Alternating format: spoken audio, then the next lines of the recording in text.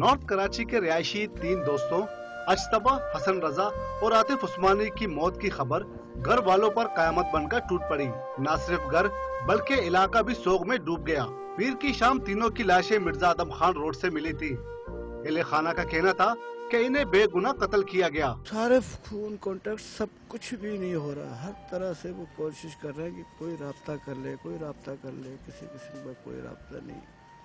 बस रात को फ्लाइट पे आ गई। नहीं था उसका कोई उसूल वाकई से। क्यों मारा नहीं समझ में।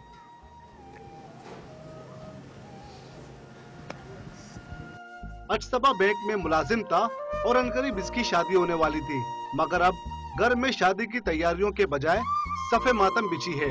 हसन रजा वाटर बोर्ड का मुलाजिम था। आतिफ पोलानी 2 बच्चों का बाप और फैक्ट्री में मुलाजिम था।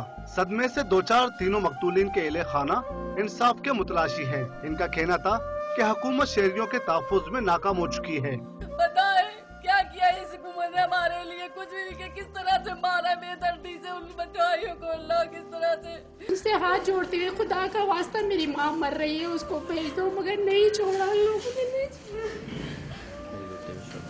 कब तक इस तरह होता रहेगा? कब तक हम उजड़ते रहेंगे? माँओं की गोदियाँ सूनी होती है। क्यों हुकूमत कुछ नहीं करे?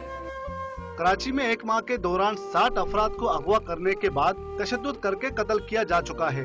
इन वारदातों में मुलव्विस मुल्ज़िमान के खिलाफ कार्रवाई न होने के बायस अवाम में खौफ और तशवीश पाई जाती है। कैमरा टीम और साथी रिपोर्टर आसिम खान के साथ शफी बलोच, डॉन न्यूज़, कराची।